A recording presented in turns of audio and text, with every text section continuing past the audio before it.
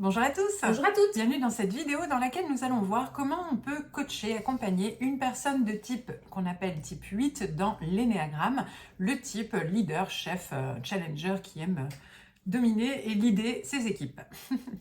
Je m'appelle Anne-Laure Dabo, je suis coach professionnel et co-dirigeante du centre de formation Zen Pro. Je m'appelle Cécile Neville, je suis psychologue et coach professionnel. Aujourd'hui, nous allons nous intéresser à un nouveau profil parce que si vous nous regardez, vous avez peut-être déjà vu toute la série de vidéos avant. Il y a 9 vidéos sur le thème des profils de l'énéagramme pour comprendre tout l'énéagramme vidéo d'introduction.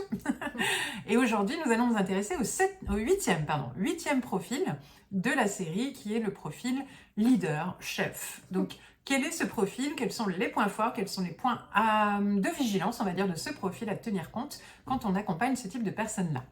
Alors la première des clés qu'ils ont vraiment naturellement chez eux, c'est qu'ils ont une confiance qui est très présente et qui va Bien vraiment les posé. aider et qui va vraiment leur permettre de prendre des décisions audacieuses, donc ils sont vraiment bien présents.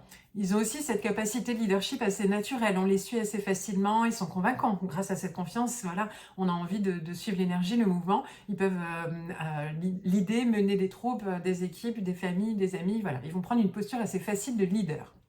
Ce sont souvent des personnes qui ont l'honnêteté et l'authenticité dans leur force de caractère et ils disent souvent ce qu'ils pensent. En contrepartie, forcément, il y a l'autre facette de la médaille. Et donc, les personnes qui ont cette capacité à dire ce qu'ils pensent en étant sûres d'eux et en leadant, peuvent aussi facilement se retrouver en confrontation face à d'autres personnes qui aiment bien aussi avoir raison et qui ont aussi confiance. Et donc, ils vont pouvoir assez facilement être pas d'accord, s'opposer, et donc confronter un petit peu. On est un petit peu dans, je dirais presque l'image, c'est le combat de coq, quoi. C'est moi qui ai raison. Toujours, ça peut être dans le plaisir et la bienveillance. Hein. C'est pas forcément quelque chose d'agressif, c'est pas non plus quelque chose de méchant. Mais en tout cas, il y a cette posture de confrontation des idées, des avis, etc., qui peut arriver assez facilement. Donc, en coaching, attention à bien prendre ça en compte. Dans leur personnalité, il y a aussi la difficulté à montrer leur vulnérabilité. Ce sont souvent donc des personnes tellement leaders qu'ils ne peuvent pas ne pas être top tout le temps. Sinon, ils perdent leur étiquette de leader en fait ou de chef. Donc du coup, c'est difficile pour eux de montrer leur vulnérabilité. Et puis ce qui est très relié, c'est que justement, c'est parce qu'ils ont aussi ce besoin de contrôle. Donc contrôler leurs émotions, contrôler leurs idées, contrôler leur vie, contrôler tout en fait. Donc quand ils perdent le contrôle, ils se sentent démunis, moins confiants et c'est pas possible. Donc c'est, voilà, attention parce que ce sont des personnes qui ont un peu trop parfois ce besoin de contrôle excessif ou qui vont avoir une difficulté lorsqu'ils se retrouvent dans des situations où ils n'ont pas le contrôle justement. Alors maintenant, on va passer à l'étape de quoi faire, comment les accompagner dans tout ça en fait.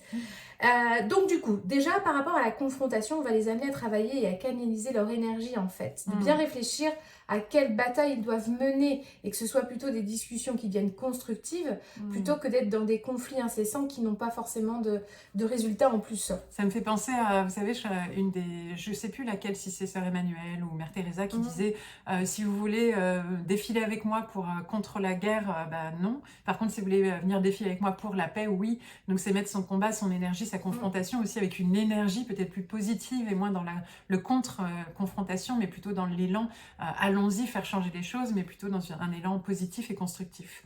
Deuxième point sur lequel on peut vraiment travailler avec ces personnes-là, c'est leur intelligence émotionnelle, leur gestion de leurs propres émotions et d'accepter que justement, on parlait qu'ils n'avaient pas beaucoup conscience ou ils n'aimaient pas trop exprimer leur vulnérabilité. C'est d'accepter leur vulnérabilité, de les aimer et même de les démontrer, de les exposer au monde et de se rendre compte à quel point ça peut être bon, juste, plus aligné et même peut-être plus efficace dans leur vie de tous les jours. C'est voilà, changer peut-être leur regard sur la conscience de leurs émotions et sur leur façon d'exprimer leurs émotions avec plus encore d'authenticité et de vulnérabilité. Et comme ils auront appris tout ça, ils pourront aussi créer des collaborations. On va vraiment les encourager à aller vers des collaborations parce que ça va leur permettre de développer une nouvelle compétence qui est le lâcher prise. Ils vont pouvoir même commencer à déléguer peut-être et lâcher un peu leur contrôle pour trouver l'équilibre entre les deux. C'est ça.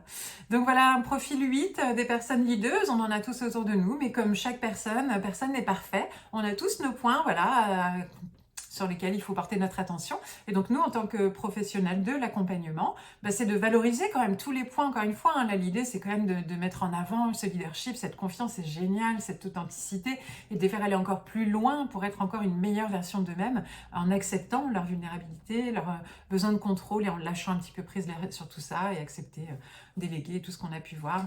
Voilà, globalement, notre posture de coach d'accompagnant. Alors, n'hésitez pas pour suivre tout le reste des vidéos sur cette série, mais bien d'autres encore, à nous suivre sur notre chaîne, à vous abonner à la chaîne, à partager, à liker, à cliquer sur la cloche pour avoir les notifications. Et si vous voulez aller plus loin, sachez qu'on a aussi une formation beaucoup plus complète encore sur le sujet, les essentiels de l'énéagramme, avec le centre de formation ZenPro, une formation en ligne, dans lequel vous aurez des outils, des exercices, de la pratique, des exemples, le test à faire passer pour savoir de quel profil sont les personnes que vous accompagnez. Tout ça sur le site www.zenproformation.com. À très bientôt. À bientôt. Et ZenPro, c'est bien plus que ça.